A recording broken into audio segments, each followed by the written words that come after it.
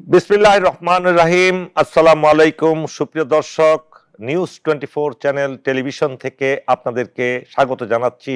আমি কর্নেল মোহাম্মদ আব্দুল হক। আজকের এই অনুষ্ঠানে আপনারা জানেন প্রত্যেক সপ্তাহে মুক্তির কথা অনুষ্ঠান আমরা প্রচার করি। এই অনুষ্ঠানে আমরা কথা বলি দেশের মানুষের, দেশের মুক্তি কোন উপায়ে, সকল ক্ষেত্রে, সর্ব বিষয়ে কিভাবে আমরা মুক্তি অর্জন করতে পারবো। আজকে অর্থনীতিতে কিভাবে মুক্তি অর্জন করব এবং কেন এখন পর্যন্ত করতে পারিনি এ বিষয়ে আলোচনা করার জন্য আজকে স্টুডিওতে আমন্ত্রণ জানিয়েছি বাংলাদেশের দুজন বিদগ্ধ ব্যক্তিত্বকে। একজন হলেন ব্রিগেডিয়ার জেনারেল শাহ জালাল। তিনি একজন সিনিয়র সিটিজেন বাংলাদেশের এবং দীর্ঘ অভিজ্ঞতা নিয়ে তিনি অনেক কিছু করছেন, সমাজের জন্য করেছেন এবং এখনো করে যাচ্ছেন। আরেকজন হলেন আমাদের অর্থনীতিবিদ এবং সমাজ চিন্তক শহীদুল ইসলাম হাওলাদার। আপনাকেও স্বাগতম আজকে এই অনুষ্ঠানে। অর্থনীতির বিভিন্ন বিষয়ে আপনার সাথে আজকে আলোচনা করব। আমরা প্রথমেই চলে যাচ্ছি ব্রিগেডিয়ার জেনারেল শাহ জালালের কাছে। শ্রদ্ধেয় স্যার, কেমন আছেন? আলহামদুলিল্লাহ ভালো। আপনার বয়স তো 80-র উপরে। 80 জি। এখনো তো একদম টকবকে যৌবন নিয়ে আপনি ঘুরে বেড়াচ্ছেন। আমি গ্রাজুয়েশন করার সময় যে স্ট্রেংথ ছিল আমার, আলহামদুলিল্লাহ, by following the food habit, changing the food habit, I don't take any medicine now. I'm young, like as I was in 66. আলহামদুলিল্লাহ। আপনাকে নিয়ে একটা মুভিও করা যাবে যে এই অলৌকিক বিষয় নিয়ে আমরা একদিন কথা বলবো। শ্রদ্ধেয় স্যার, আপনি এই সামরিক সেনাবাহিনীতে দীর্ঘ এক অভিজ্ঞতা নিয়ে আজকে আপনি এখানে হাজির হয়েছেন। সমাজের অ্যাসেট আপনারা, আপনাদের মতো বয়োবৃদ্ধ বলবো না, আপনি যদি বলি বয়োবৃদ্ধ যৌবনের অধিকারী আপনি, সেটাও বলা ভুল হবে না। আপনাকে আমি বেশি দূরে নিব না। আপনি, আমার যতটুকু জানা আছে, আপনি কুয়েতে যখন ইরাক কুয়েত যুদ্ধের পরে কুয়েতের অবস্থা একেবারেই শোচনীয়, সেই সময় আপনি কুয়েতে গিয়েছেন 91 সালে। সেই সময়ে গিয়ে যে কাজটি করে এসছেন, এখনো পর্যন্ত বাংলাদেশ সেটা থেকে সমৃদ্ধ হচ্ছে অর্থনৈতিকভাবে, সেই সম্পর্কে সংক্ষেপে একটু বলবেন কি? Thank you very much. আমি 91-এ কুয়েতে যাই, যে সময় কুয়েতে কোনো জনবসতি ছিল না, কোনো রাষ্ট্র ছিল না। কুয়েত লিবারেট হয় 28শে ফেব্রুয়ারি 91। আমি কুয়েতে যাই 10th এপ্রিল 91। ওইটা ছিল রোজার মাস। আমি সৌদি আরব যাওয়ার পরে ওইখানে কুয়েতে কোনো কোনো ট্রান্সপোর্ট, সবাই তো পালিয়ে গিয়েছিল, সবাই চলে, আর কোনো গাড়ি ছিল না। অনলি 770 তেলের কুয়া জ্বলছিল। আমি কুয়েতের, বাংলাদেশের কন্টিনজেন্ট কুয়েত যারা সৌদি আরবে ছিল, তাদের একটা জিপ নিয়ে আমি কুয়েতে যাই। কুয়েতে যেয়ে আমি প্রথম যে হোটেলটা ওপেন হয় কুয়েত কন্টিনেন্টাল, এটা 7th of এপ্রিলে ওপেন হয়। That was the month of Ramadan. আমি 10th-এ পৌঁছি। 10th-এ পৌঁছার পরে কুয়েতে কোনো জনবসতি ছিল না, কোনো রাজা বাদশা ছিল না। আমি একই হোটেলে, যেহেতু আমি আর্মি ড্রেসে কর্নেল ছিলাম, কর্নেল সবসময় ইউনিফর্ম পরে থাকতাম, কুয়েতে কোনো বাড়ি ঘর কিচ্ছু ছিল না, কোনো জনবসতি ছিল না। এই হোটেলের মধ্যে সেনাপ্রধান ছিলেন। আমরা তাদের সাথে যোগাযোগ করি। জনবসতি ছিল না, না বলে জনশূন্য ছিল। এটা বলি যে জনবসতি তো ছিল আগে, যুদ্ধের কারণে সব জনশূন্য। আমি সেনাপ্রধানের সাথে যোগাযোগ করি। একই জায়গায় আমরা থাকি। রেশনে খাওয়া দেওয়া হইতো, পানি দেওয়া হইতো রেশনে। আপনি শুরুটা করলেন কিভাবে? আমি সেনাপ্রধানের সাথে আলাপ করে করে আমি ওনাকে বললাম যে আমি বাংলাদেশ থেকে আসছি, আপনারা যদি চান তাহলে আমি আপনাদের এখানে লোক নিয়ে এসে আপনাদের বিভিন্ন কাজটা করতে পারি। আমি ইঞ্জিনিয়ারিং এক্সপার্ট। আপনি কি আরবিক জানতেন নাকি দোভাষী ছিল? তারা কুয়েতিদের একটা অ্যাডভান্টেজ হলো কুয়েতিরা ইংলিশ বুঝে, ইংলিশ পারে। আমি ওই সময় যেমনি, উনি বললেন ঠিক আছে তুমি চেষ্টা করো। আমি কুয়েত কন্টিনেন্টালে কোনো কাগজ ছিল না, কোনো টাইপরাইটার ছিল না। আমি ইন্ডিয়ান একটা হিন্দু মহিলার থেকে ওর বাড়িতে যেয়ে আমি প্রথম প্রটোকলটা করাই ওকে দিয়ে। এবং আমি কোনো ট্রেড কোনো বইটই ছিল না। প্রটোকলে কতজন লোক নেওয়ার জন্য? প্রথম ওকেপি 1 নাম দিয়ে 2টা ব্যাটালিয়ন, 2টা ব্যাটালিয়ন, 1200 লোক। এটা কি ইঞ্জিনিয়ার ব্যাটালিয়ন? Engineer mixed. আমি আবার চিন্তা করলাম যদি ইঞ্জিনিয়ার নেই, যদি ভবিষ্যতে আরো যায়, তাহলে তো আপনি ইঞ্জিনিয়ার শর্ট পড়ে যাবে। আমি এমপি ইএমই সব মিলে ইনফেন্ট্রি নেন নাই? ইনফেন্ট্রি কিছু ছিল, অফিসার ছিল, ইনফেন্ট্রি অফিসার ছিল, আমরা নেই।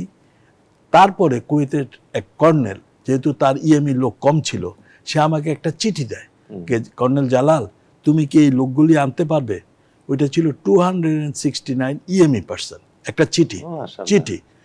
আমি ওইটা নিয়ে 1.5 মাস পরে বাংলাদেশে আসি, এবং বাংলাদেশে ওই সময় বড় একটা ঝড় হয়েছিল, আপনি জানেন। আমার ফ্যামিলি ছিল নেভিতে।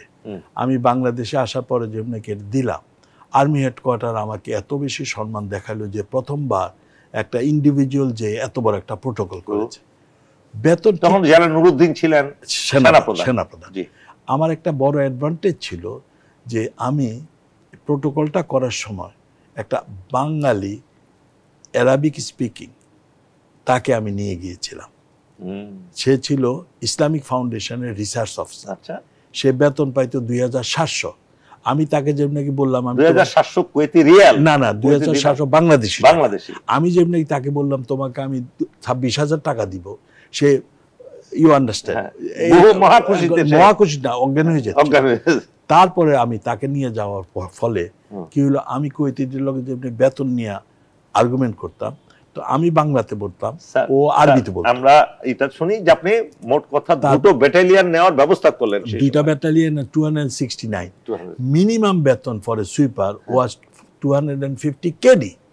এটা ওই নেগোশিয়েট করে নেগোশিয়েট করে 1 কেডি ছিল 131 টাকা।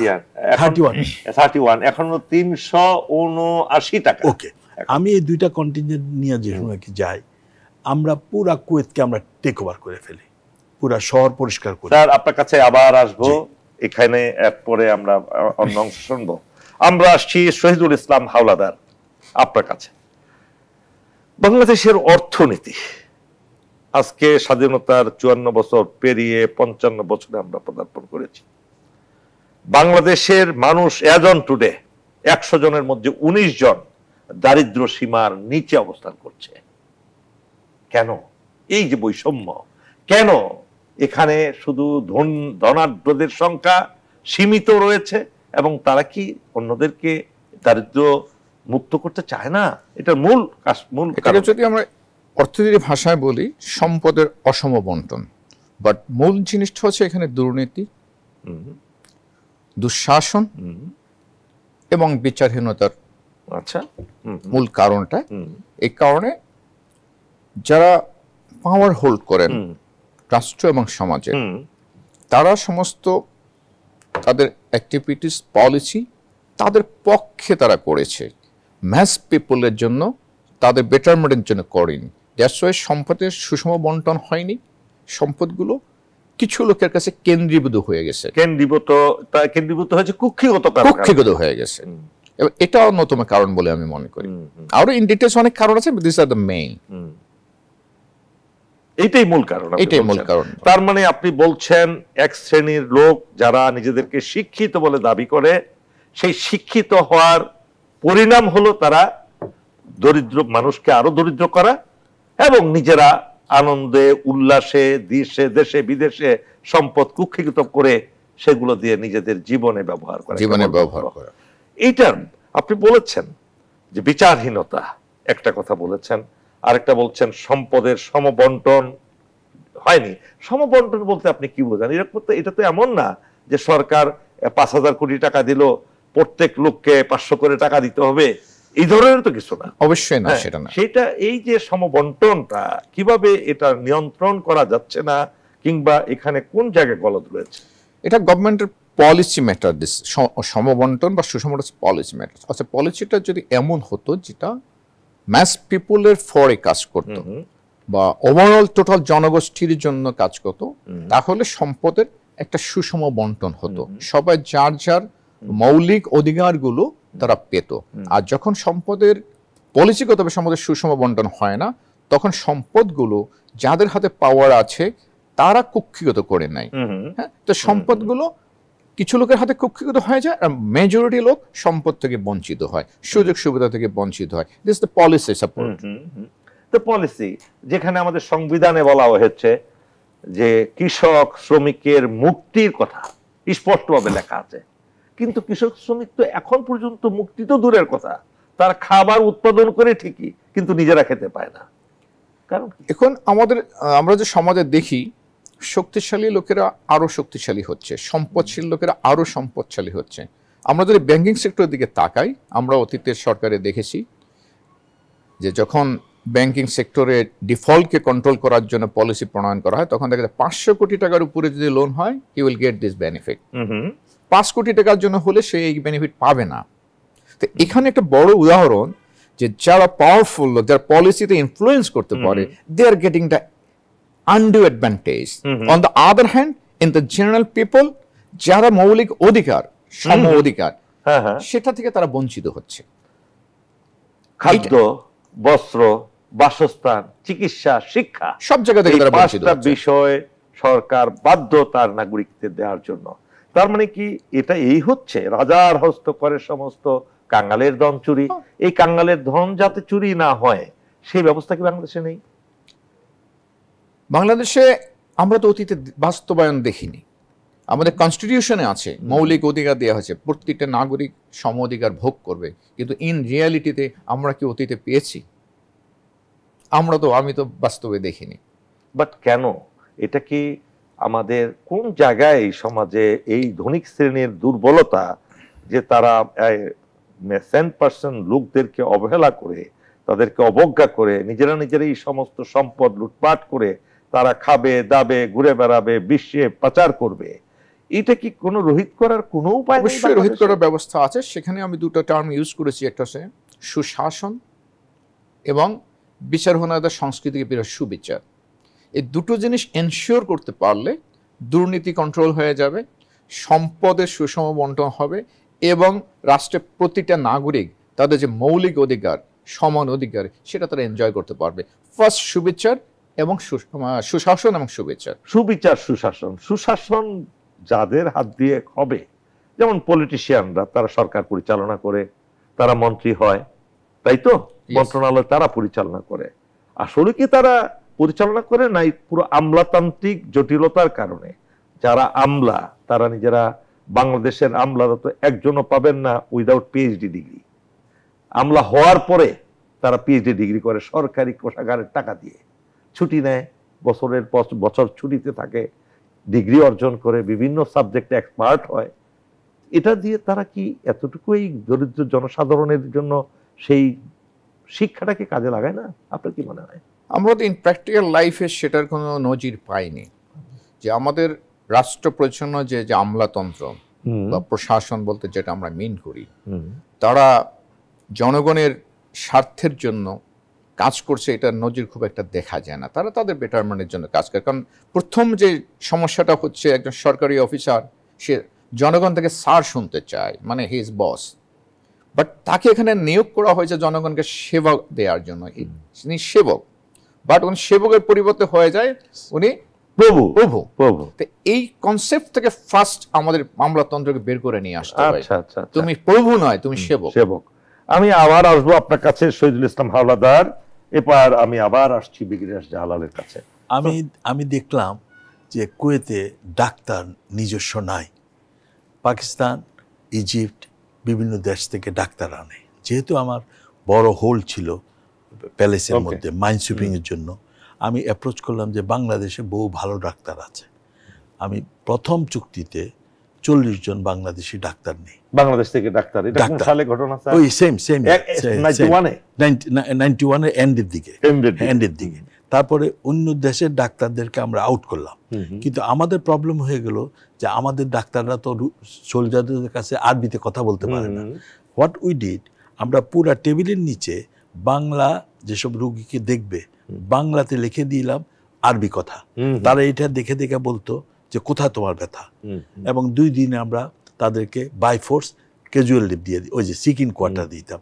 বাংলাদেশি ডাক্তাররা হই হই করে নাম কুড়ালো, এবং ডাক্তারদের বেতন আমরা এরকমভাবে রাখলাম যে সৈনিকদের, অফিসারদের যে বেতন, ডাক্তারদের আরও এক্সট্রা। তারপরে চেষ্টা করলাম যে তাদেরকে বাসস্থান দেওয়ার জন্য। স্যার আমরা ওই প্রসঙ্গে যাব না, আপনি কি তাদের নিজেদের ওয়েলফেয়ার কি করেছেন সেটা না, আপনি আপনি আপনার কাছে জানতে চাচ্ছি, আপনি 2টা ব্যাটালিয়ন নিয়েছেন, এরপর ডাক্তার নিয়েছেন, ডাক্তার, তার একটা great contribution to the national economy. Yes, তারপরে কুয়েতিরা বাংলাদেশ থেকে যেমন আমরা প্রায় পুরা কুয়েতকে আমরা কন্ট্রোল করে ফেলছি without soldier, everywhere Bangladeshi troops. আচ্ছা, এর মধ্যে কুয়েতিরা বললো কি 4000 সিভিলিয়ান নেবে, 4000। আমি আবার দেখলাম যে সিভিলিয়ানের বেতন হলো 30 কেডি, সুইপারের বেতন। আমি কি করলাম, এটা পুরাটাকে আর্মির থ্রুতে নেওয়ার বন্দোবস্ত করলাম। স্যার, আমরা আবার আসবো আপনার কাছে। সুপ্রিয় দর্শক, ছোট্ট একটা বিরতিতে যাচ্ছি, আমাদের সাথেই থাকুন। সুপ্রিয় দর্শক, আবারও স্বাগতম আমাদের মুক্তির কথা অনুষ্ঠানে। আমরা আবার ফিরে যাচ্ছি ব্রিগেডিয়ার জেনারেল শাহজালালের কাছে। স্যার, আপনি বলছিলেন 2টো ব্যাটালিয়ন, তারপরে আপনার ডাক্তার নিলেন, তারপরে আরো 400 সিভিলিয়ানকে নেওয়ার ব্যবস্থা করলেন। ইএমই বাদ দিয়ে, মোট কথা আপনি প্রায় 2000 লোকের কর্মসংস্থান করে অলরেডি হয়ে গেছে। এটা তো একটা বিশাল কন্ট্রিবিউশন এট দ্যাট টাইম। 91 এ salary was so high you can believe it. হ্যাঁ, আপনারা লাকি ছিলেন। আমরা যখন স্যার কুয়েতে গেলাম 93 ডিসেম্বর আমি গেলাম, তখন আমাদের বেতনই নির্ধারিত হয়নি জাতিসংঘের। আমাদেরকে মাত্র খাবারের টাকাটা দিত $8 করে। আমরা কিন্তু বেতন ছাড়াই ছিলাম দীর্ঘদিন। So you are lucky as you are from engineers. আমরা আবার আপনার কাছে আসবো। এবার আসছি আমরা শহীদুল ইসলাম হাওলাদার। আপনি বলছিলেন যে দেশের বিচারহীনতা, এই বিচারহীনতাটা সম্পর্কে আপনি একটু ব্যাখ্যা করবেন কি? কি জিনিস? আসলে রাষ্ট্রের নাগরিক যখন যে কোনো সমস্যায় পড়ে তার সর্বশেষ আশ্রয়স্থল হিসেবে সে বিচারালয় যায়। কিন্তু গত সরকারের আমলে বিচার বিভাগ রাজনৈতিক প্রভাবিতভাবে রাজনৈতিক নেতাদের বা সর্বোচ্চ নেতাদের ইচ্ছা অনুযায়ী বিচার বিভাগ চলেছে। আইন অনুযায়ী চলার নজির খুব কম ছিল। এটা মানুষকে বিচারহীনতার সংস্কৃতিতে প্রবেশ করিয়েছে এবং মানুষ তাদের ন্যায্য বিচার পায়নি, এবং এটি মানুষের দারিদ্র্য সীমার নিচে যাওয়ার এটাও একটা অন্যতম বড় কারণ। আপনি এই বললেন যে রাজনৈতিক, এখন এই যারা বিচারক হন, বিচারক হতে গেলে তো তাদের বিভিন্ন প্রশিক্ষণ হয়, মোটিভেশন হয়, বিভিন্ন জিনিস, বিচার, সুবিচার, ন্যায় বিচার। সে ন্যায় বিচার না করে সরকারের ইচ্ছা মতো তারা দুর্নীতি করেছে, কিংবা অনৈতিক নির্দেশ দিয়েছে, নাকি তাদের নিজেদের ইচ্ছায় এটা করেছে, লোভে পড়ে করেছে? কারণটা কি? আসলে যারা নিয়োগকর্তা তাদের সাইকোলজির উপরে, তাদের পজিশনের উপর ডিপেন্ড করে তারা কি ধরনের লোক কোন সেক্টর নিয়োগ করবেন। আমরা গত সরকারের সময় যেটা দেখেছি, 5ই আগস্টের পট পরিবর্তনের পরে প্রধান বিচারপতি থেকে বিচার বিভাগের অনেক বিচারক পালিয়ে গিয়েছেন বা ওনার পদ থেকে সরে গিয়েছেন। এটা তারা কি মিন করে? দ্যাট ইজ, ওনারা যদি নিয়ম অনুযায়ী নিয়োগ প্রাপ্ত হতেন, যোগ্যতা অনুযায়ী, এবং ওনারা যদি সুবিচারের সাথে যুক্ত হতেন, তাহলে সরকার পরিবর্তনের সাথে বিচার বিভাগের কোনো সম্পর্ক থাকতো না। ওনারা ওনাদের পদে থাকতেন, ওনাদের স্বাভাবিক কার্যক্রম চালিয়ে যেতেন। যেহেতু ওনারা স্বাভাবিক কার্যক্রম চালিয়ে যাননি, ওনারা ইনফ্লুয়েন্সড হয়েছেন। আমরা যদি এভাবে বলি তাহলে যেটা ছিল রাজনৈতিক অরাজকতা। অবশ্যই। তার মানে দেশের প্রতিটি সেক্টরে তারা রনরে তারা এই অরাজকতা নিয়ে এসছে, এবং পল্লী অঞ্চলে, গ্রামের যে খেটে খাওয়া মানুষ থেকে শুরু করে উপরের লেভেল পর্যন্ত কেউ নিস্তার পায়নি থেকে।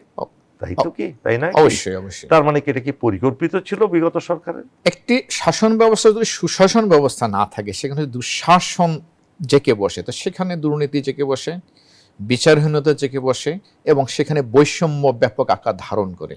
সেই বৈষম্যের শিকার হয়ে যারা ক্ষমতাশালী তারা আরও অর্থশালী হয়, আর সাধারণ মানুষ দরিদ্র সীমার নিচে চলে যায়, এবং দরিদ্র সীমার লোক সংখ্যা বাড়তে থাকে। তো সুশাসন একটা রাষ্ট্রের যে কোনো ভালো বা মন্দের অন্যতম নিয়ামক। আপনি এই যে বলছেন, তাহলে বাংলাদেশে শিল্পপতিরা ছিলেন, গার্মেন্টস ব্যবসা যারা করেন, বিভিন্ন ধরনের বাংলাদেশের ইপিজেড আছে, বিভিন্ন জায়গায় লক্ষ লক্ষ শ্রমিক যেখানে কাজ করে। এইটা গেল একটা দিক।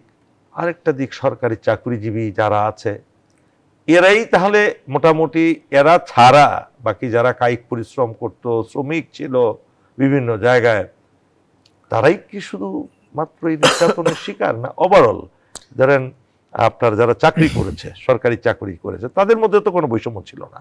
তারা তো ঠিকই বেতন পেয়েছে, সময় মতো বেতন পেয়েছে, রেশন পেয়েছে, সুযোগ সুবিধা পেয়েছে। তারা তারা তারা তো বৈষম্যের শিকার হয়নি, বরঞ্চ তারা বৈষম্যের কারণ হয়েছে না? যারা দুঃশাসনের পার্ট হয় তারা তো বৈষম্যের শিকার হবে না, তারা তাদের সমস্ত কিছু তাদের ফরে হবে। তার মানে একটা বিশাল সংখ্যক লোক বেনিফিশিয়ারি ছিল অবশ্যই। এবং এই প্রসঙ্গে যদি আমি বলি, আপনার কাছ থেকে জানতে চাই যে প্রত্যেকটা বছরে একটা অর্থনৈতিক বাজেট থাকে, অর্থনীতির একটা বাজেট থাকে, তাই না? যে এই আগামী অর্থ বছরে কত টাকা বাংলাদেশের বিভিন্ন খাতে খরচ হবে, আয় হবে, ইত্যাদি ইত্যাদি, তাই না? কি কত টাকা ট্যাক্স আদায় হবে, ভ্যাট আদায় হবে, এই সকলগুলো ক্যালকুলেশনে ছিল। এবং অর্থমন্ত্রী তিনি বাজেটও পেশ করেছেন পার্লামেন্টে, এত সুন্দর কথা বলে বাজেট পাস হতো। এরপরেও আপনি যে কথাগুলো বলছেন, এগুলো কি একেবারেই সেই বলা এবং করার মধ্যে পার্থক্য এত? আমরা অতীতে একটা শব্দের সাথে খুব পরিচিত অনেকেই, মেগা প্রজেক্ট মানে মেগা দুর্নীতি। আচ্ছা, দেশে দৃষ্টিনন্দন অনেকগুলো বড় বড় মেগা প্রজেক্ট হয়েছে। তো মেগা প্রজেক্টের যে বাজেট আন্তর্জাতিক মানদণ্ডে বিশ্বের অন্যান্য দেশে যেই বাজেটে যে প্রজেক্টগুলো হয় তার থেকে অনেক গুণ বেশি বাজেটে আমাদের দেশে প্রজেক্টগুলো ইমপ্লিমেন্ট করা হয়েছে। তাহলে অতিরিক্ত টাকাগুলো বেনিফিশিয়ারি কারা? যাদের হাতে পাওয়ার তারাই।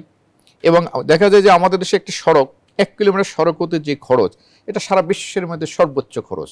এত খরচ আর পৃথিবীর কোনো দেশে নেই। তার মানে আমাদের রাস্তাগুলো অনেক উন্নত অন্যান্য বিশ্বের অন্য যে কোনো দেশের চেয়ে।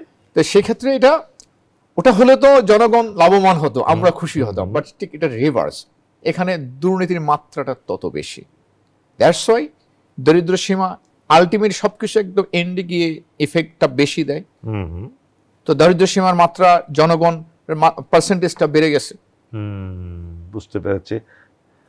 ব্রিগেডিয়ার জেনারেল শাহজালাল, আপনি তো একটা ব্যাপক যে বিশাল একটা ঘটনা ঘটিয়েছেন বাংলাদেশে অর্থনীতি। একদিকে শুনলাম আমরা দুঃখের কথা, জনগণ উজাড় হয়ে যাচ্ছে, দরিদ্র মানুষ দরিদ্র সীমার আরো নিচে নামছে, দারিদ্র বিমোচন করার নামে যে বাজেট হয় সেটাও চুরি হয়। সুতরাং কে এই দেশকে রক্ষা করবে? তো আপনার কাছে, আপনি অন্তত এই দিকে কন্ট্রিবিউশন করেছেন যে 2000-এর মতো লোক সেই কুয়েতি দিনারে যদি আমরা সেই সময়ে আমরা 500 করে দিনারও দৌড়ি, কথার কথা, তাহলেও তো 2000 দিয়ে 500 পূরণ করলে প্রত্যেক মাসে এই রেমিটেন্স 2000 না, ইট ইজ 4000। তো 4000 তো শুধু civilian, 4000 civilian, infantry security battalion, হ্যাঁ another infantry সিকিউরিটি ব্যাটালিয়ন তো 700 লোক ছিল, 700। আর আমাদের কাজে কুয়েতিরা এত খুশি ছিল। গড়ে কত পার হেড কত আসতো? Minimum 500 per head, 500 minimum officer. আচ্ছা, আরেকটা দিক আছে যে আমরা যে এত ভালো কাজ করেছি মাইনসুইপিং এ, কুয়েত শহরকে আমরা বিপদমুক্ত করেছি, কুয়েতিরা আমাদের উপর এত খুশি হয় যে বাংলাদেশের বড় একটা কন্টিনজেন্ট একটা সেক্টরকে মাইনসুইপিং অপারেশন করে অন কন্ট্রাক্ট। তাহলে টোটাল যেটা হলো যে ওকিপি 1, ওকিপি 2, ইনফ্যান্ট্রি সিকিউরিটি ব্যাটালিয়ান, সিভিলিয়ান যে 4000, তারপর ইএমই 269, ইনফ্যান্ট্রি সিকিউরিটি ব্যাটালিয়ানের 700, তারপরে আপনার হলো ডাক্তার। এবং এই জিনিসটা কিন্তু এখন পর্যন্ত কন্টিনিউ করছে। 2016-তে আমি সিলভার জুবলিতে গিয়েছিলাম, ওইখানে যাই দেখলাম যে কোনো পয়েন্ট আপনি যান, আপনার রাস্তাতে যান, হসপিটালে যান, পেট্রোল পাম্পে যান, anywhere you go you find a Bangladeshi. That is the achievement of the contingent which they played in 91 with the Kuwaiti amir and others. আপনি এনে দিয়েছেন সেগুলো আমরা চুরি করি। আচ্ছা, আপনি আরো খুশি হবেন যে কুয়েতের আমির আমাদের উপর এত খুশি ছিল, প্রাইম মিনিস্টার এত খুশি ছিল। আমি প্রাইম মিনিস্টারকে বাংলাদেশে আসার পরে আমি ওনাকে কন্ডাক্ট করে নিয়ে গেছি আরং লালমাটিয়া শপিং করতে। ওই এতটুকু love and affection they develop for Bangladeshis, only that they could not enter their house without the support our Bangladeshis. আমরা তাদের স্কুল খুলি, আমরা স্কুল চালাই, তাদের মসজিদ আমরা করি। আর সবচেয়ে বড় যেটা জিনিস, আমাদের অফিসাররা এবং ট্রুপসরা এত বেশি মোটিভেটেড হয়েছিল যে কুয়েতি আমির তাদেরকে ব্রেকফাস্ট করেছেন তার বাড়িতে ইন থাউজেন্ড। এত বেশি খুশি হয়েছিল এবং আমরা ডেডিকেটেড ডে অ্যান্ড নাইট আমাদের সৈনিকরা কাজ করেছে, যেভাবে বেতন পেয়েছে তার চেয়ে বহু বেশি তারা শ্রম দিয়েছে। আপনি অবাক হয়ে যাবেন যে আমাদের সাথে প্রথম কোনো ওয়েলনেস ছিল না, কোনো রকমের ইকুইপমেন্ট ছিল না। আমরা মাইন সুইপিং করেছি প্রডার দিয়ে, হ্যান্ড মেথড অফ প্রডিং, কারণ কুয়েতির কাছে কোনো টাকা ছিল না ওই সময়। তো কুয়েতিরা আপনার কি স্যার ক্যাজুয়ালিটি হয়ে নাই? আমাদের ক্যাজুয়ালিটি আলহামদুলিল্লাহ যারা নাকি কন্ট্রাক্টে কাজ করেছে, বার্মিজ, ব্রিটিশ, পাকিস্তানি যারা কন্ট্রাক্টে কাজ করেছে, তাদের এখানে এক একটা বম ব্লাস্টে সে কয়েকশো লোক মারা গেছে। কিন্তু আমাদের টোটাল ওকিপির মারা গিয়েছে 4 জন, আর মাইন্স আমাদের টোটাল 5-6 জন। 5-6 জন, এটা আপনি সময় এবং সংখ্যা অনুযায়ী এটা একদম আমি বলবো যে minus below minus casualty. Colonel Haq, you can believe যে কুয়েতিরা আমাদেরকে স্যার ডাকতো, কুয়েতিরা আমাদেরকে সেলিউট করতো, কুয়েতি ফ্যামিলিগুলি আমাদেরকে এত রেসপেক্ট করতো, কারণ আমাদের বাংলাদেশি ছাড়া তারা তাদের বাড়িতে ঢুকতে পারতো না। মাইন সুইপিং করে দিতে আমরা তাদের বাড়িঘর সব ক্লিয়ার করে দিতে। আর সবচেয়ে বড় জিনিস যেটা আমরা ক্রেডেনশিয়াল আয় করেছি এটা হলো বিভিন্ন বাড়িতে যেমন সুইপিং করতে গিয়েছিলাম, হাজারে হাজারে কি আপনার কি অর্নামেন্টস, ডলার, ওরা তো সব ফেলে গিয়েছে। এগুলি সব মাশাআল্লাহ আমাদের দেশের সৈনিকরা সব জমা দিয়েছে। That has earned a big confidence in the mind of the Kuwaitis. Right, sir. আমরা আবার আসবো আপনার কাছে। সুপ্রিয় দর্শক, আবারও একটি বিরতি দিচ্ছি, আমাদের সাথেই থাকুন। সুপ্রিয় দর্শক, আবারও ফিরে আসলাম মুক্তির কথায়। এবার আমরা আলোচনা করব কিভাবে এ থেকে মুক্তি পেতে পারি আমরা। প্রথমে আমরা শহীদুল ইসলাম হাওলাদার, আপনি তো ব্যবসায়ী হিসেবে একটা ব্যাপক জ্ঞানের অধিকারী, আপনি অভিজ্ঞতা অর্জন করেছেন বাই দিস টাইম। আমাদের এই অর্থনৈতিক মুক্তিটা আমরা কিভাবে পেতে পারি, বিশেষ করে সাধারণ মানুষের যারা দরিদ্র সীমার নিচে তো আছেই, মধ্যবিত্ত, উচ্চ মধ্যবিত্ত, এরাও তো অভাবের শিকার। এই জিনিসটাকে আমরা, আরেকটা জিনিস আপনার কাছ থেকে, ব্যাংকিং সেক্টরটাকে ধ্বংস করেছে গত সরকার, এই সব মিলিয়ে সংক্ষেপে যদি আমাদেরকে থেকে মুক্তির পথগুলো বাতলে দিতেন আমাদের। আমি আমার অভিজ্ঞতা থেকে জাস্ট 2-1 কথা এখানে বলবো। যে কোনো দারিদ্র সীমা থেকে মুক্তি প্রথম শর্ত হচ্ছে সুশাসন আসতে হবে। আর বিশেষ করে ব্যাংকিং সেক্টরে গত সরকার তার টেনিয়রের 16 বছরে ব্যাংকিং সেক্টরটা পুরো ধ্বংস করে দিয়েছে। এখানে একটা মাফিয়াতন্ত্র কায়েম করেছে। আমি একটা জাস্ট কিছু ডাটা দিই। আমাদের ফাইন্যান্সিয়াল সেক্টরে ইন আ ইয়ার ডিপোজিট হচ্ছে মোর অর লেস 19 ট্রিলিয়ন টাকা, ইন বাংলায় 19 লক্ষ কোটি টাকা। লেন্ডিং বা ঋণ বিতরণ হচ্ছে 17 লক্ষ কোটি টাকা। আচ্ছা, এর ভিতরে প্রাইভেট সেক্টরের ব্যাংক আছে 50টি, তার মধ্যে 60টি বিদেশি ব্যাংক, 43টা আমাদের লোকাল। এই 50টি ব্যাংক এই টোটাল 17 লক্ষ, প্রাইভেট সেক্টরে 15 লক্ষ কোটি টাকা তারা বিতরণ করে। তাদের ডিপোজিট আছে প্রায় 16 লক্ষ কোটি টাকা। বাট তাদের কন্ট্রিবিউশন হচ্ছে, সর্বশেষ যে ব্যাংকগুলো পারমিশন পেয়েছে তাদের পেইড আপ ক্যাপিটাল হচ্ছে 400 কোটি টাকা। এখন বাট একটি ব্যাংক অন অ্যান অ্যাভারেজ যদি 15 লক্ষ কোটি টাকাকে যদি ভাগ করি 50টা ব্যাংক দিয়ে, ওরা 30,000 কোটি টাকা বিজনেস করে একটা ব্যাংক। বাট তার ইনভলভমেন্ট হচ্ছে অনলি 400 কোটি টাকা। অথচ টোটাল ম্যানেজমেন্টের শতভাগ board of members of the board of directors তারাই 400 কোটি। কিন্তু যারা 30,000 কোটি টাকা লোন নিয়ে তারা মাথার গাম পায়ে ফেলে আর্ন করে ইন্টারেস্ট দিয়ে ব্যাংকিং সেক্টরটাকে সচল রেখেছে, তাদের কোনো এখানে প্রতিনিধিত্ব নেই। আবার এই টাকাটা যারা ডিপোজিটার, সারা বাংলাদেশে 16 কোটি ডিপোজিটার আছে, এই ডিপোজিটারদের কোনো প্রতিনিধিত্ব নেই। রাইট, টোটাল টার্নওভারের মাত্র 0.01% ইনভেস্টমেন্ট হচ্ছে স্পন্সর ডিরেক্টর। আচ্ছা, but they are controlling the whole. এখানে যদি সরকার বা সরকারের কর্তৃপক্ষ স্টেক হোল্ডারদের প্রতিনিধিত্ব এনশিওর করতে পারতো, সেফার ডিপোজিটার থেকে অ্যাটলিস্ট 30% প্রতিনিধিত্ব থাকবো বোর্ড অফ ডিরেক্টরসে, যারা ঋণ গ্রহীতা লেন্ডার্স থেকে তাদের অ্যাটলিস্ট 30% প্রতিনিধিত্ব মনিটরিং অথরিটি থেকে, গভর্নমেন্ট থেকে 10% প্রতিনিধিত্ব থাকতো, রিমেনিং 30% স্পন্সর ডিরেক্টরে থাকতে পারতো। সেখানে একটা চেক অ্যান্ড ব্যালেন্স থাকতো। বাট এখন একটা ব্যাংকের প্রধান কার্যালয় একটা সাম্রাজ্য। যেখানে বাংলাদেশের এখনো সাম্যতা। বাংলাদেশের রাষ্ট্রপতি এবং প্রধানমন্ত্রীর যে স্যালারি স্কেল, এটা ব্যাংকের এমডি স্যালারি স্কেল বহু গুণ বেশি। আচ্ছা, 15-20-25 লক্ষ টাকা ইন আ মান্থ। এর বাইরেও প্রকাশ্য অপ্রকাশ্য অনেক ফ্যাসিলিটিস তারা পায়। অথচ এই টোটাল চাপটা সাধারণ যারা ঋণ গ্রহীতা তাদের উপরে পড়ে। বেনিফিট পায় যারা খুব ভলিউম লোন নেয়, যেমন গত সরকারের আমলে বেনিফিট দিয়েছে রিশিডিউলে যারা 500 কোটি টাকা উপরে তারা পাচ্ছে, কিন্তু যারা সাধারণ ঋণ তারা পাচ্ছে না। এবং কিছুদিন আগে যারা 50 কোটি টাকার উপরে যারা, তাদের থেকে সেন্ট্রাল ব্যাংক থেকে একটা ফ্যাসিলিটি দেওয়া হয়েছে 1% বা 2% ডাউন পেমেন্টে। পরবর্তীতে ইন জেনারেল করা হয়েছে সরকারের আমলে।